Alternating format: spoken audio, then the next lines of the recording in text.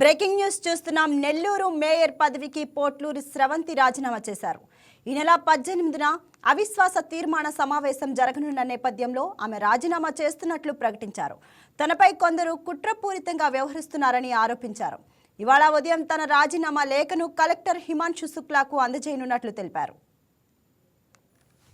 ఈరోజు నా మేయర్ పదవికి రాజీనామా చేస్తున్నాను. రేపు మార్నింగ్ వెళ్ళి కలెక్టర్ కూడా అందించడం జరుగుతుంది. నేను మేయర్ పదవికి మాత్రమే రాజీనామా చేస్తున్నాను. ప్రజలకు ఎప్పుడూ చేరువుగా ఉంటాను. వారి ఆశీస్సులు మా మీద ఉన్నాయని మేము అనుకుంటూ ఈరోజు నన్ను ఈ మేయర్ పదవి నుంచి దించడానికి ఇన్ని కుట్రలకు పాల్పడుతున్నారో. కార్పొరేటర్లను కొట్టిస్తారు, బెదిరిస్తారు.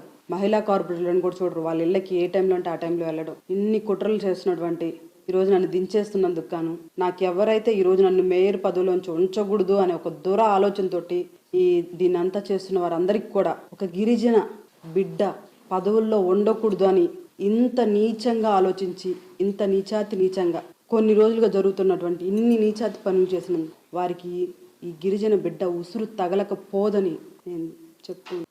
మేయర్ గారి భర్తగా నేను కానీ ఒకటే నిర్ణయించుకున్నాం. పార్టీల మద్దతు కూడా వైఎస్ఆర్ కాంగ్రెస్ పార్టీ మద్దతు కూడా కోరడం జరిగింది. కాకాని గోవర్ధన్ రెడ్డి గారిని, చంద్రశేఖర్ రెడ్డి గారిని, ఆన విజయ్ కుమార్ రెడ్డి గారిని కలిసి మీ మద్దతు ఇవ్వాలని చెప్పి వారిని కోరడం జరిగింది. అయితే ఆ సందర్భంలో వాళ్ళు పార్టీకి రాజీనామా చేస్తున్నారు. దానివల్ల మనం పార్టీ పరంగా వ్యక్తిగతంగా మీకు మా అండదండలు ఎప్పుడూ ఉంటాయి, కానీ పార్టీ పరంగా మన సిద్ధాంతాలు పెద్దలతో మాట్లాడాలి, ఇలాంటి చాలా ప్రాసెస్ ఉంటుంది. కాబట్టి ఈ సందర్భంలో వెంటనే పార్టీ నిర్ణయం తీసుకునే పరిస్థితి లేదు అని చెప్పి మాకు చెప్పడం జరిగింది.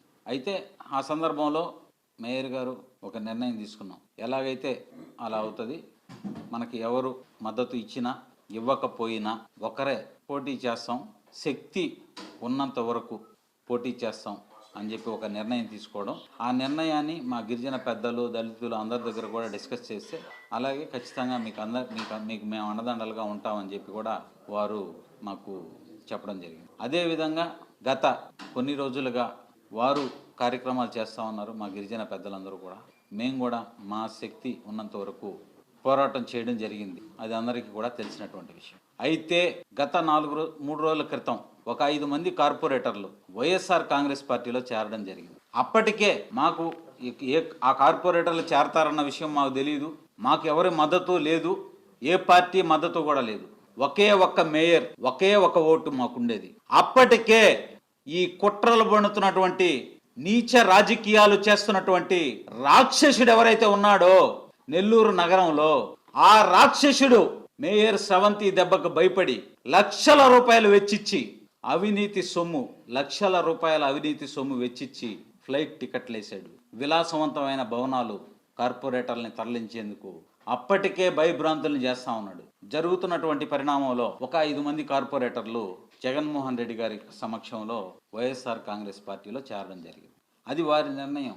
వారేదో వైఎస్ఆర్ కాంగ్రెస్ పార్టీలో చేరిపోయారని చెప్పేసి రాత్రింబోళ్ళలో నిద్రపోకుండా హైవే మీద తిరుగుతా కార్పొరేటర్లందరికి కూడా ఫోన్ చేసి వాళ్ళేదో మాకు మద్దతు ఇచ్చేస్తారు అని చెప్పి వారే ఆలోచించుకొని కార్పొరేటర్లని బెదిరించేటువంటి కార్యక్రమం శ్రీకారం చుట్టడం జరిగింది. ఆ రాక్షసుడి ఆలోచనకి మంత్రి నారాయణ గారు విజ్ఞత కలిగిన వ్యక్తి అనుకున్నాం. మంత్రి నారాయణ గారే ఎందుకు ఆయన ఆ రాక్షసుడికి మద్దతు పలికాడో మాకు తెలియదు. కానీ గత 2 రోజుల నుంచి ఆ రోజు 5 మంది కార్పొరేటర్లు చేరడం, అక్కడి నుంచే ఒక కార్పొరేటర్ని బలవంతంగా ఎత్తుకురావడం, అతన్ని కొట్టారని కూడా మాకు సమాచారం తెలిసింది. అది నిజమో కాదో మాకు తెలియదు.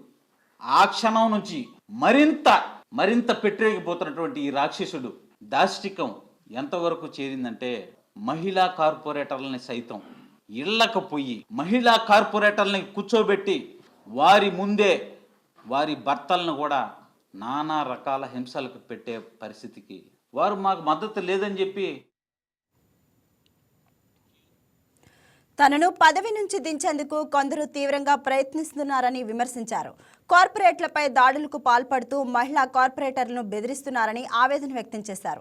తనకు మేయర్ పదవి ఇచ్చింది జగన్మోహన్ రెడ్డి అని, ఆయనకు ఎప్పటికీ రుణపడి ఉంటానని పేర్కొన్నారు.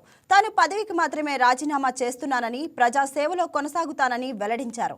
తనపై కుట్ర పన్నిన వారికి ఉసురు ఖచ్చితంగా తగులుతుంది అంటూ శాపనార్థాలు పెట్టారు. గిరిజన బిడ్డను ఎదుర్కొనే శక్తి లేక కుట్రలు చేశారని మండిపడ్డారు. దీనిపై మరింత సమాచారం మా స్పెషల్ కరెస్పాండెంట్ నాగతేజ అందిస్తారు. నాగతేజ, చెప్పండి, నెల్లూరు మేయర్ పదవికి శ్రవంతి రాజీనామా చేస్తున్నట్లయితే చెప్తున్నారు.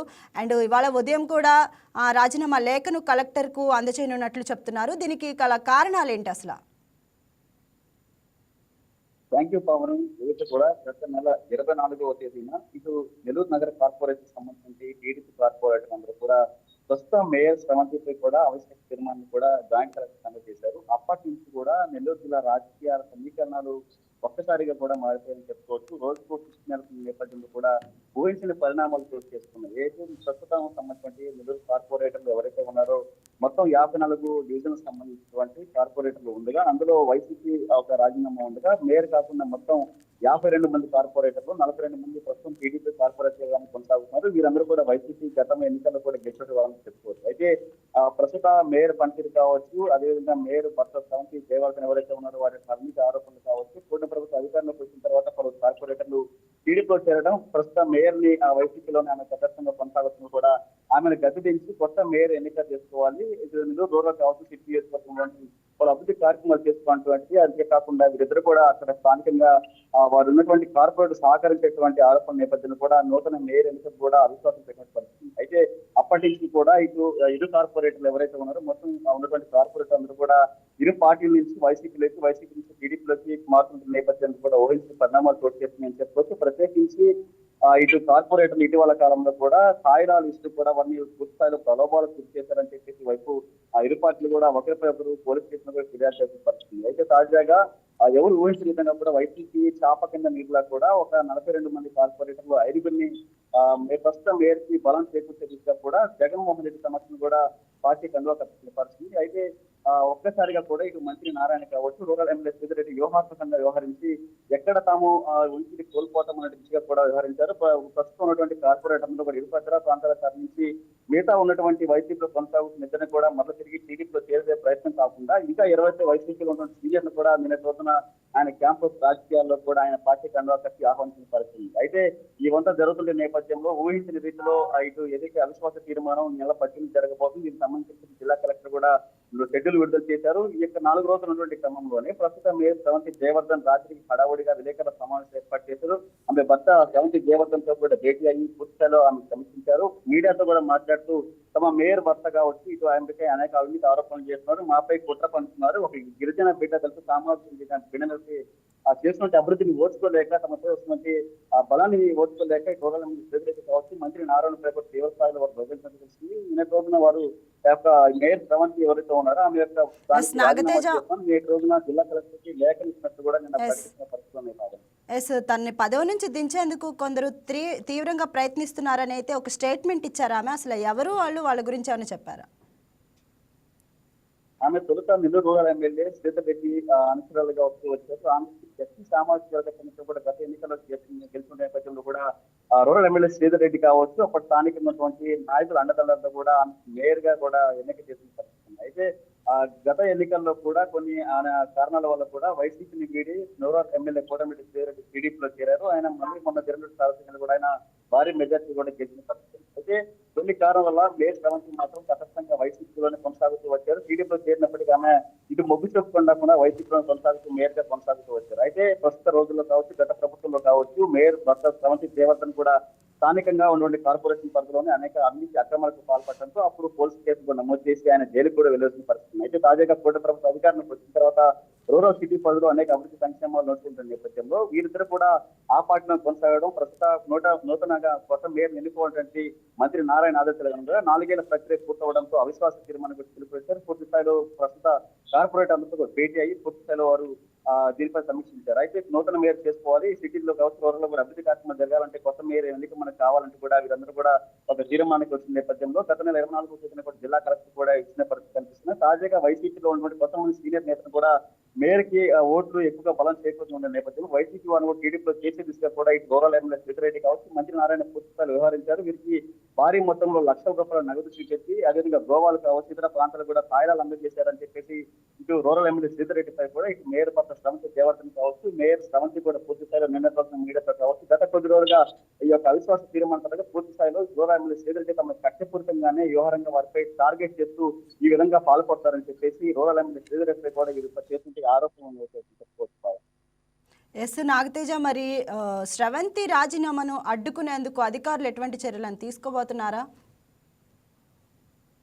ఈ రోజు ఆమె ప్రకటించిన దిశగా కూడా ఈ రోజు రాజీనామా పత్రాన్ని జిల్లా కలెక్టర్ ఎవరైతే ఉన్న డిమాండ్స్ అందజేస్తున్నట్టు చెప్తున్నారు. ఈ రోజు ఇక్కడ ఇప్పటి వరకు కూడా ఈ యొక్క అవిశ్వాస తీర్మానంతో రాబో ఏదైతే ఈ అవిశ్వాస కౌన్సిల్ సమావేశం 7గా జరగబోతుంది.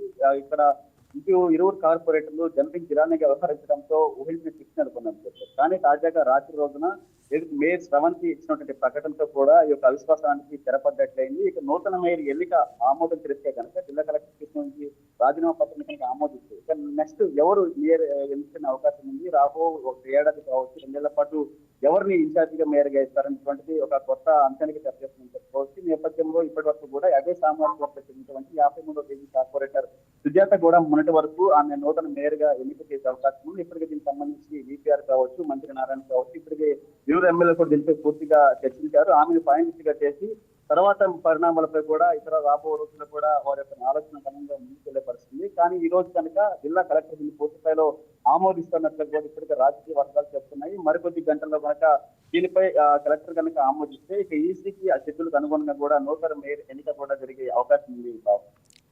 Thank you Nagateja.